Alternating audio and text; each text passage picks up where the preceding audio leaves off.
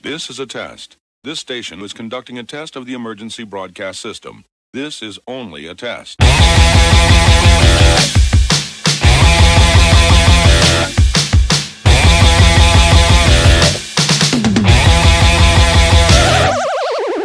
McMahon Music Podcast. James McMahon Music Podcast.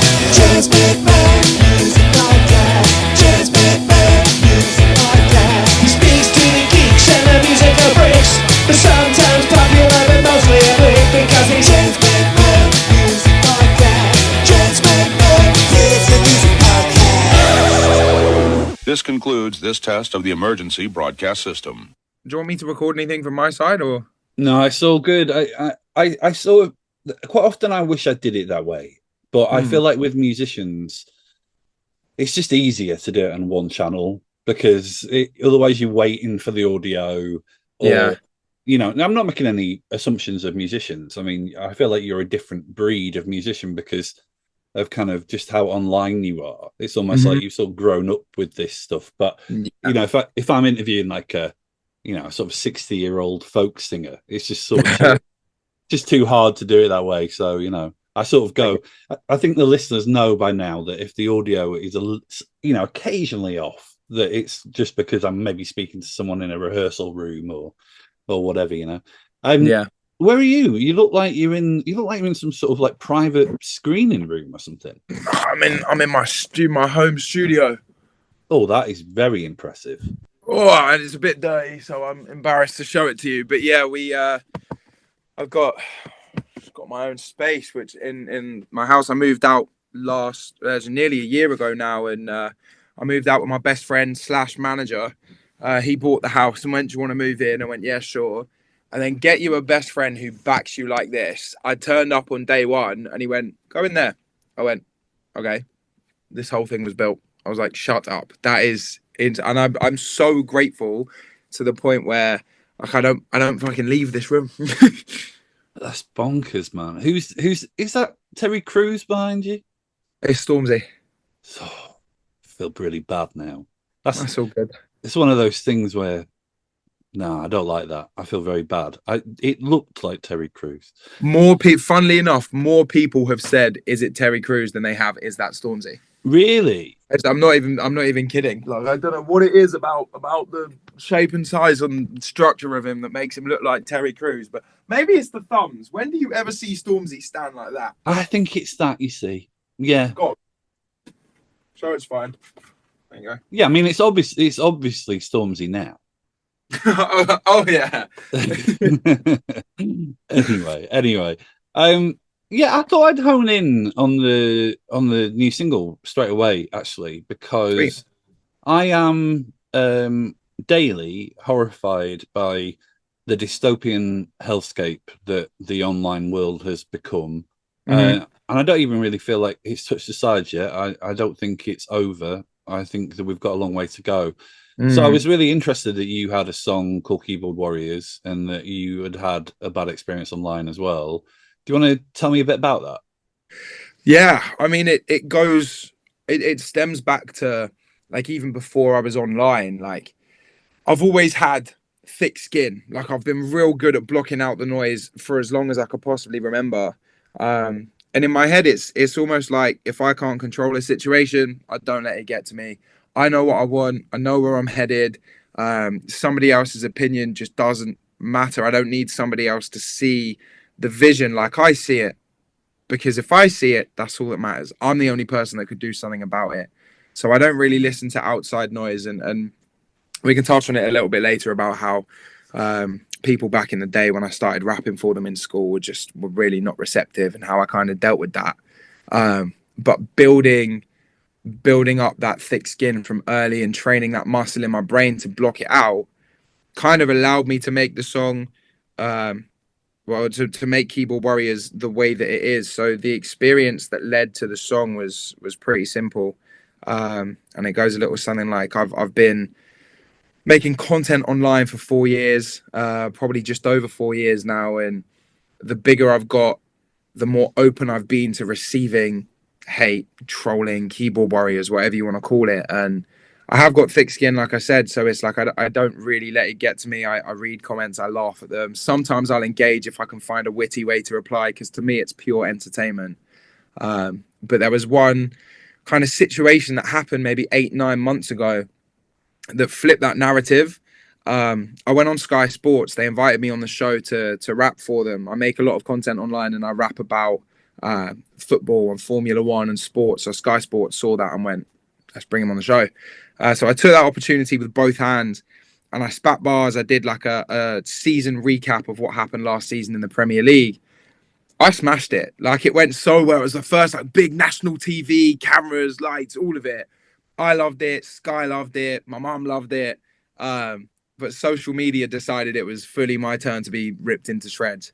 So I looked on Twitter just to see what people were saying afterwards. There's this account that had reposted it. The clip had got 10 million views and over 15,000, probably way more now, pure hate comments thrown straight at me. Like, I got the PG ones were like embarrassing freak. I got called a clown. His parents should never have had him. And they just got more and more vulgar. And I'm scrolling and I'm reading with a smile on my face because I really don't let it get to me. But the more I'm scrolling and it feels like it's never ending, I'm like, okay, this is hitting me in a slightly different way. I have to get it off my chest. So I went to the studio, sat in a session with a producer that I just met. His name's R14. He's class. And I'm like, okay, I just met this guy and I'm about to talk about people being mean to me online. How can I make this work and make it me? And I went, look, let's not play the victim here. Let's not lean into that narrative because it's just not me to stand there and cry about it. So I went, how can I flip the script? How can I empower myself?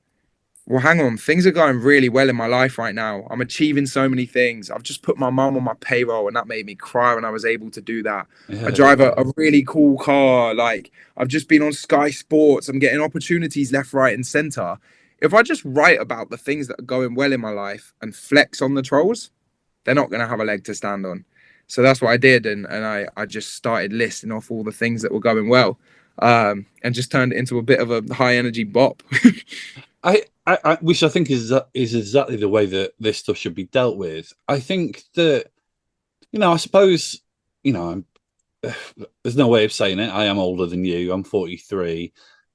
So I'm a little bit, like when I was an 11-year-old, and I don't want this to be a trauma dump, but when I was an 11-year-old, I had experiences growing up that, I really feel like was bullying at the sharpest of ends. And kids turning up to my house and egging my house and getting beat up pretty brutally, and I've just written a book about it, and it's Nice. It's out next year, so I'll spare anyone any more of the gory details. But I suppose I get a little bit like I suppose because of that, my threshold for like what bullying is quite, like, I feel like that term gets thrown around quite a lot. Like for example, I've worked for people who have been very abrasive, bosses and such like, and I don't think I would describe them as a bully because I feel like bullying is like very much a targeted, very much like a targeted attempt to make someone's life unhappy, right? So I guess that like your experience, there's part of me like I've been dogpiled online, so I know psychologically that it is an extraordinary experience. And when it happened to me, I literally felt like an 11-year-old again, going, "Oh, this is what it's like when loads of people come at you." But I suppose I and ah about where I feel about the idea of it being bullying. And I guess I say all this to say, what are your thoughts? I think you're right. I align with the if the intention is to hurt somebody's feelings, it's bullying, because that's exactly it. If you've got someone who says something and their intention was, let's try and get your attention, or let's just try and get other people to laugh about it or get likes on my comment or this, that, the other. Is it bullying? No. Is it you really need to take a look at your life and what is going seriously wrong that you can't get attention from other people in the traditional sense? But it all kind of fits under one umbrella, I guess, when it's online, because you don't know who's behind the screen.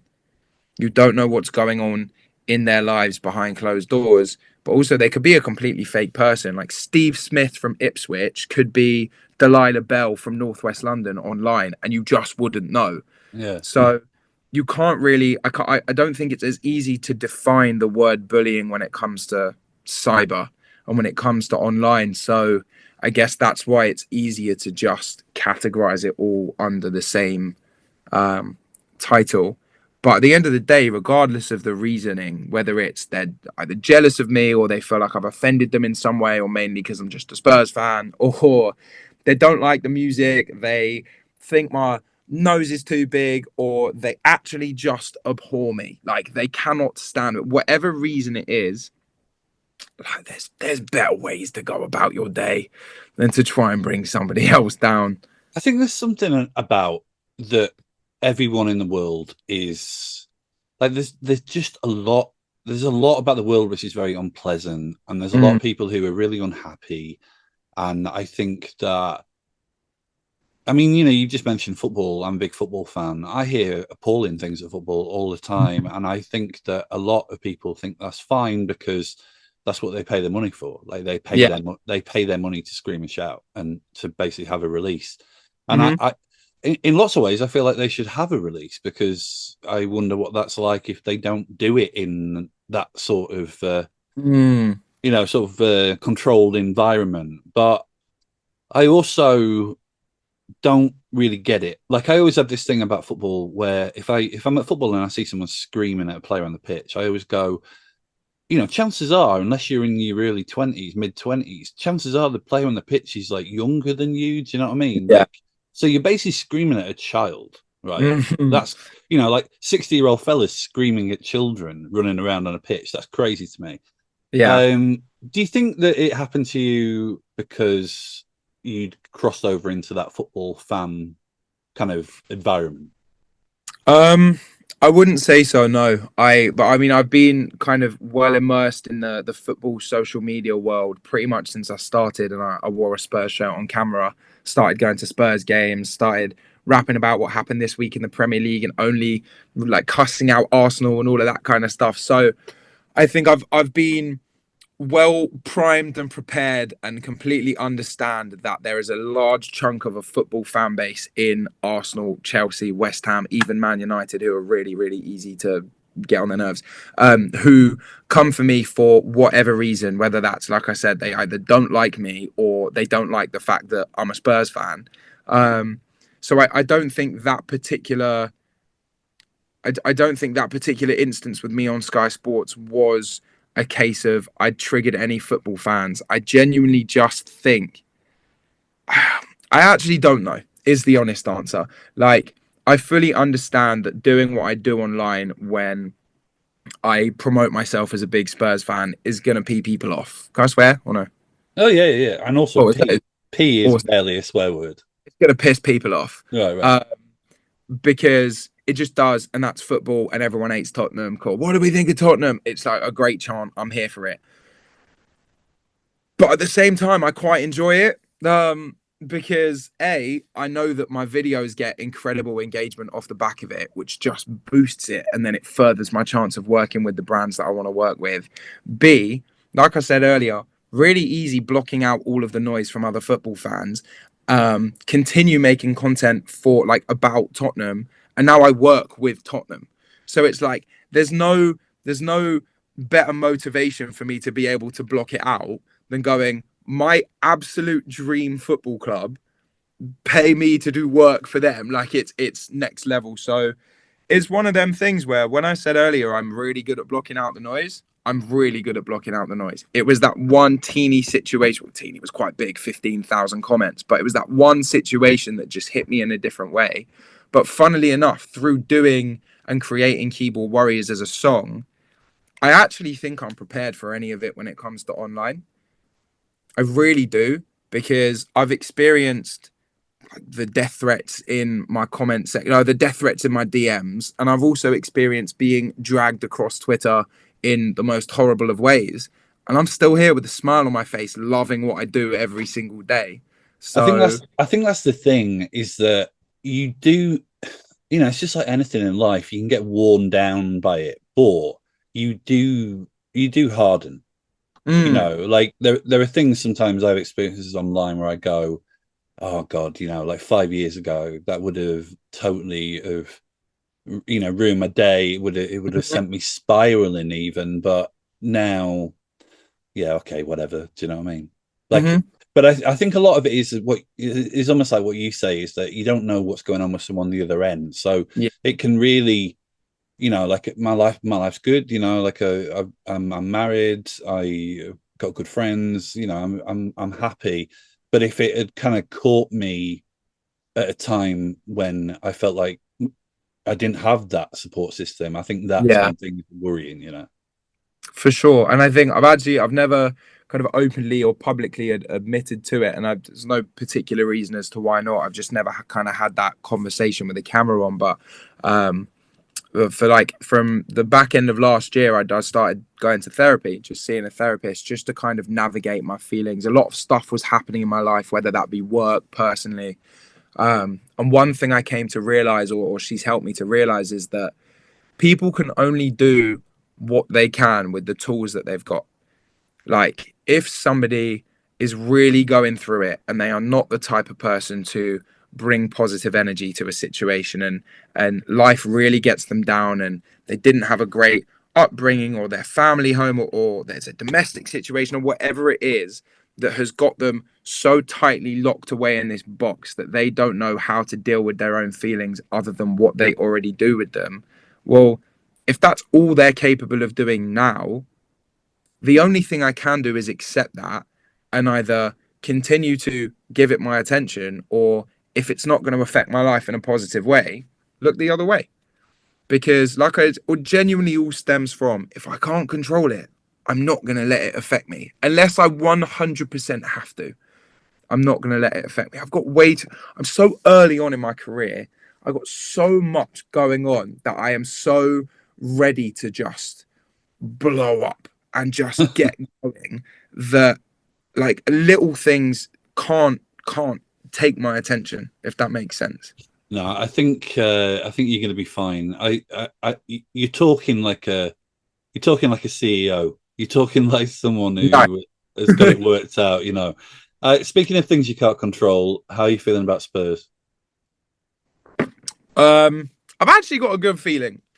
I got a good feeling. I think I'll be hearing the Champions League theme music next year, which would be great because I've got a very heavily Champions League themed song coming around the time of the end of the season. If Spurs don't make it, that's going to be hella embarrassing. I think we've got all of our players back from injury, albeit our two fullbacks have just got injured. But we've got all of our players back from injury. Things are looking good. We're building some kind of momentum.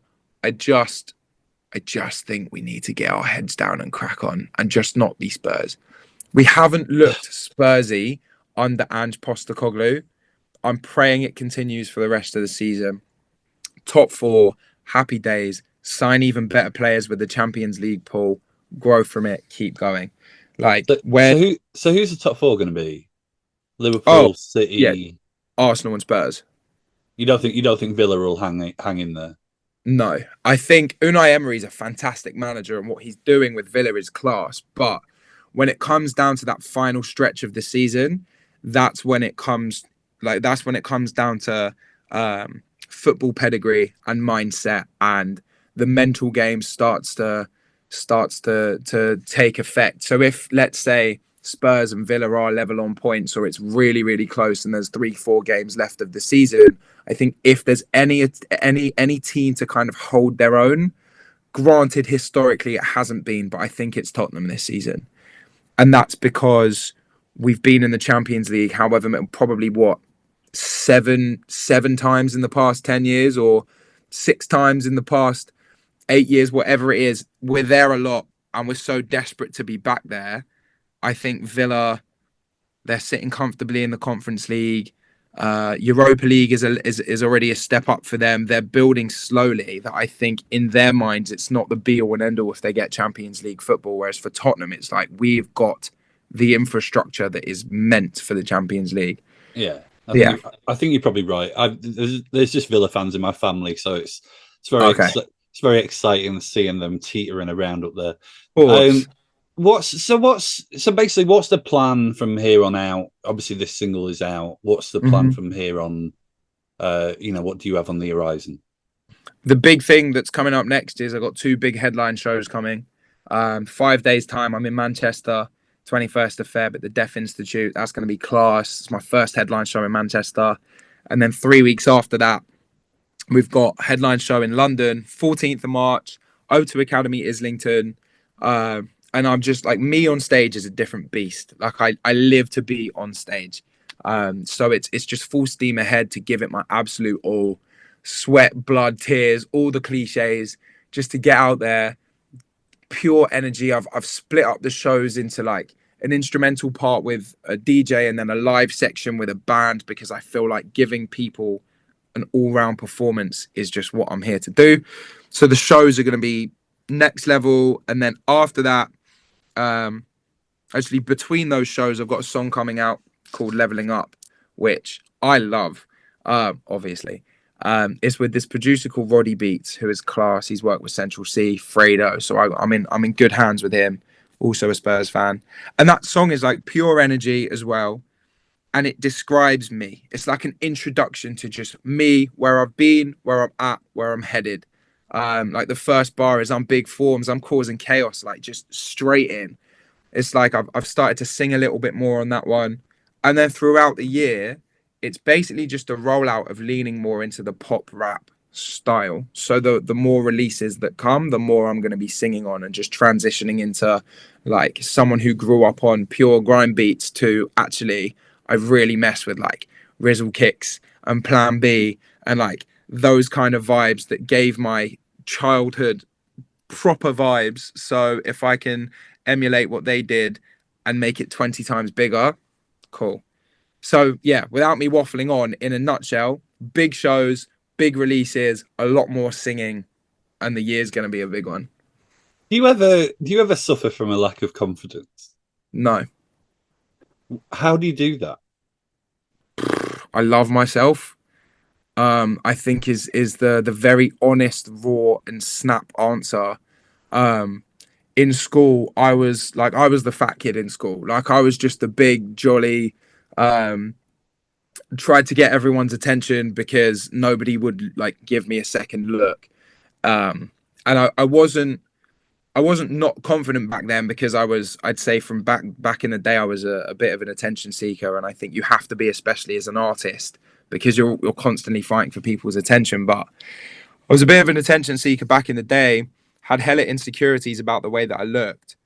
And then when I got a little bit older, I kind of lost the puppy fat, started to lean into music a little bit more. And the more I wrote and the more I showed people, and the more people that laughed at me, called me tragic, and tried to basically shit on what I was doing. And at that time, everyone, like tragic was the name that got branded for me throughout sixth form. And I blocked it all out because I loved it so much. I had this vision. If I just kept writing and writing, I'd get there. Plus, who is another human being to dictate what my life has in store for me? It wasn't going to run. So like I said earlier, through like training my muscle in my brain to block that out, I'm falling in love with what I was doing, getting better at what I was doing, in turn falling in love with myself because I knew how good I could get. It just got to a point where I was like, yeah, I'm the shit.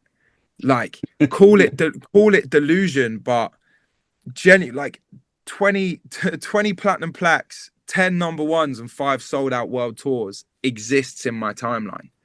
And that stems from blocking out the noise from early, understanding who I am. It took a while to figure out who I was, how comfortable I was with writing about how I feel, more comfortable in my own skin. Like, I still got tits. Like, I still really much lean into the man boobs type of guy. Sometimes it's just genetics. Yeah, but whatever. Like, it got to the point where I stopped caring, because I think when you focus all of your time in doing the thing that you love, life becomes easier. And I love music so much. I love entertaining so much that the moment that became my life full time, was the moment I went, yeah, cool. I love life. I love what I do. I love the fact that I'm able to do this. I love me. There is actually nothing that can stop me. There's actually nothing that can stop me. And I've said it a couple times to some people before. It was like, even if I was in a room with someone who's got like a bit more musical pedigree, or they've got some skin in the game, even like a Simon Cowell, for example. So much respect for what he's done, what he's built, the success that he's had for himself personally. Even if he was to turn around and listen to one of my songs and go, yeah, that's not it. Cool. You can't see it. I can. I'm gonna keep going. Or I'm the only one that needs to see it. So if the next 100,000 people that hear one of my songs go, yeah, that's not it, don't care, because the following million people could be like, yeah, that's sick. I mean, and so it's. I mean, I hate to break it to you, but you've been on this podcast now, so it is all downhill from this point on. No, it's all uphill from here. Trust me. I just, yeah, and I tend to waffle on when I talk about these kind of things because I'm passionate about them, man. Like, I think it's really nice in an age where it's really nice to hear, in fairness, because I don't think you come across like a twat. I think it's fantastic. I think it's amazing to hear someone who really believes in themselves in an era where it feels like so many people don't believe in themselves. Mm-hmm. I feel like everyone is so crippled with neurosis or worries or insecurities that actually speaking to someone who's really worked on themselves and feels like they know where they're going and has achieved an awful lot already is very nice to hear. So thank you. I'm rooting for you all the way. Thank you. I think that's a good place to leave it. But thank you so much for your time, Formz. And do say goodbye to Stormzy for me. Yeah, no, I will. See you in a little bit, Storms. Thank you very much for having me. It's been a pleasure.